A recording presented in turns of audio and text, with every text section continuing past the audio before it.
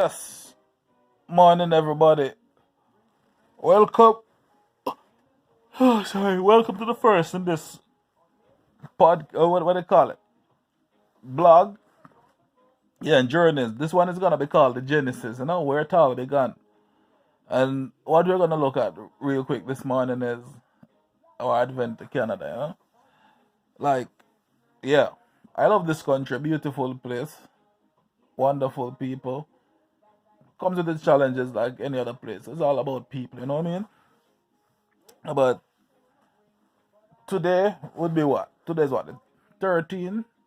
So about 7 years and a week since my advent to this place, you know.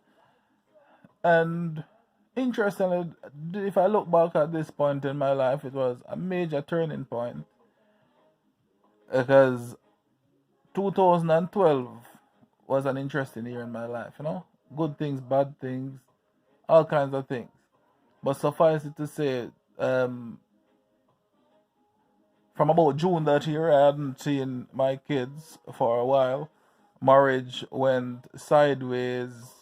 Everything went sideways, but I was still holding on, you know? Still going to work, still doing my thing. Kids in one country, I was in another country, but making it happen. You know what I mean? And a friend of mine said to me, Change your environment, man. Pop over, don't stress out over it.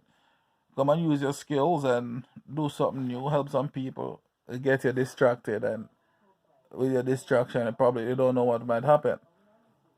So, jump on a plane, long and short, and headed to Canada. Landed in Toronto, 37 cents in my pocket, held up at immigration, missed my connection flight.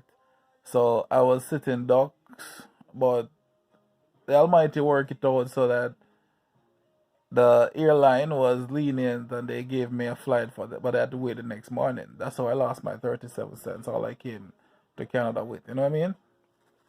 Um, Landed the next day in St. John, New Brunswick.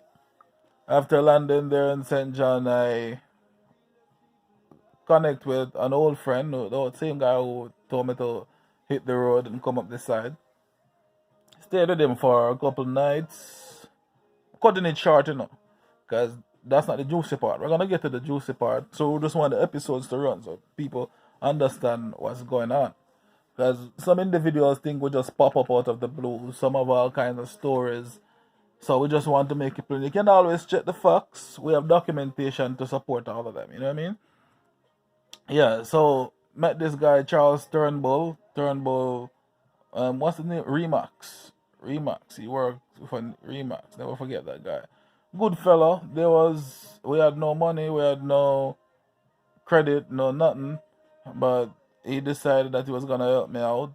Hook me up with a place until I got some money. Um, yeah, my first paycheck, I was already like almost 3 grand in debt to this guy, but he was a good fellow. You know what I mean? After that, yeah, by Friday I landed a job. Things were turning around because generally, wherever a job put me, it takes care of me. So things were starting to fall in place. But still, just like today, I haven't seen my kids for, let me say, June, July, 9 months, 10 months. I stayed here before I saw my kids. So February of the following year, 2013, knowing that my kids were not having the best time across the border. And I mean, they were living in a place called Bed-Stuy, New York. Um, mother, their mother was living with their grandmother, and for those who are from the Caribbean, or you don't even have to be from the Caribbean. Those who know family situation goes, you're living under your mother's roof with 2 kids, and you not working because you can't work and all of those stuff. So it was hard for me to stay here as a man starting my life over, even though we have been separated, knowing that the mother of my kids was there struggling. You know what I mean? So yeah, I jump in my friend's suburban. Um, what's his name again? Jeremy Casey down there is New Brunswick. Good fellow. We jump in his car and in suburban, and we drove all the way to New York. one return trip, packed up the kids and their mother and headed this way. Probably the biggest mistake I've made since my advent to Canada. You know what I mean? But I wanted to see my kids. I wanted my kids near me, and I couldn't stand knowing that you, if I eat, my kids have to eat. You know what I mean? So we came over. It was a tough go initially. Well, it's been a tough go. Yeah, there were beautiful people that helped us out from time to time. I can't say we went hungry like that because we hit up the food banks and all that, but the bills were killing me.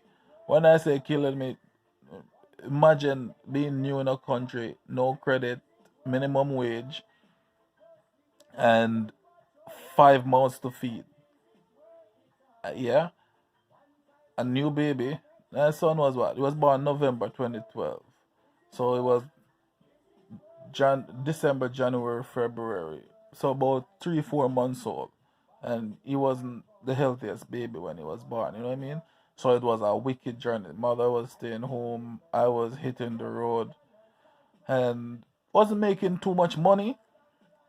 And it was a new country. It was rough.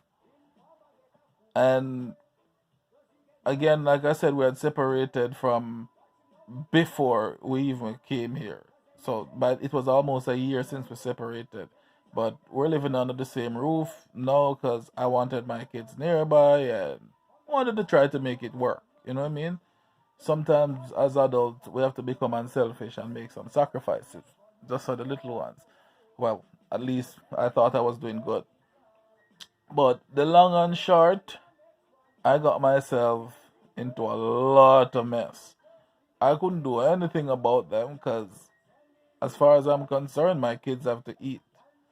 So it was sometimes the bills are feeding the kids. There were times when I had to join 2 food banks. Of course, I know wasn't the best thing to do because you were only supposed to do one, but these boys were eating, and I was stressing. Like, mother eat, kids eat, I have to eat, and most of my money was going into utilities and gas because my job had me traveling a lot, and your your expenses was limited. You can't claim for certain amount, but I had to be driving like crazy because anybody who know New Brunswick know everything is far apart. You know what I mean?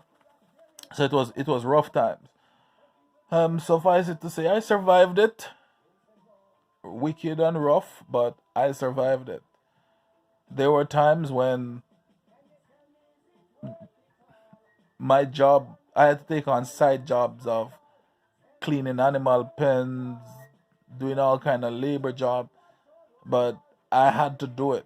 And I'm not downplaying labor job or anything like that, but you have to bear in mind that I was I wasn't spending all the time I could with my kids because I had to be trying to keep a roof over their head, trying to make sure we pay the bills for winter.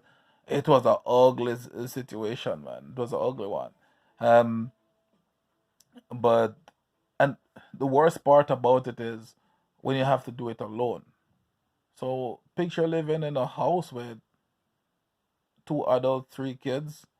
You can't talk to the other adult because you're always in malice. Your headspace is going. Mentally, it's exhausting.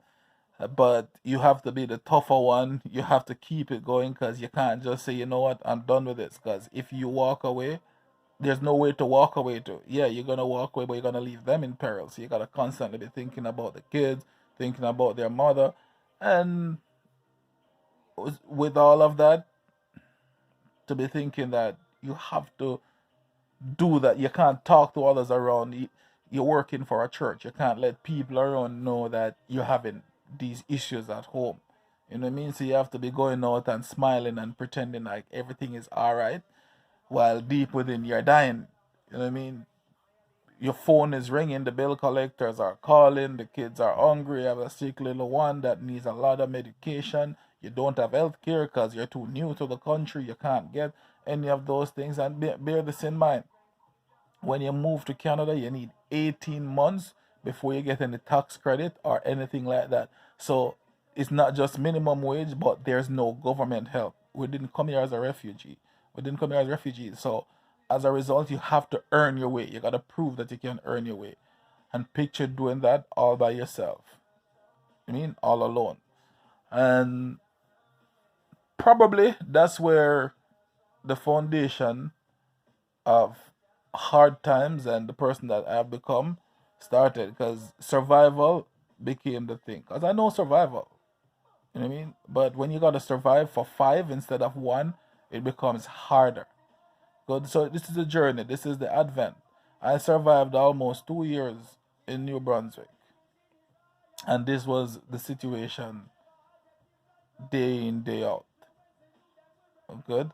And as a result, my the mother of my kids said her reasoning is that she can't find anything there to do. New Brunswick is hard, and I wanted to be a lawyer anyway. So stay tuned for our next episode in the journey to see how we got here into Nova Scotia and what happened next.